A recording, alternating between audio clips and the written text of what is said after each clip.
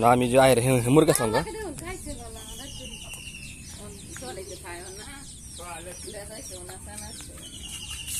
লেদা সানা কিছুই নাই না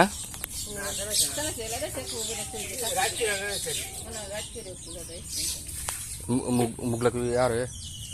বমি করে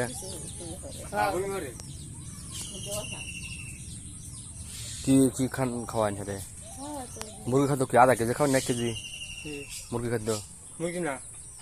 খালি ভুসি আর যাও যাও খাওয়ান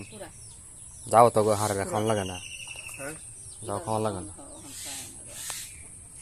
যাও খাওয়ালে পাকস্থলী অচল হয়ে যায় দুর্বল হয়ে যায় ধীরে ধীরে পাকস্থলী দুর্বল হয়ে গেলে হজম শক্তি কমে যায় পরে ফেটে গ্যাস হয়ে যায় বাস কামড়ে ঠিক আছে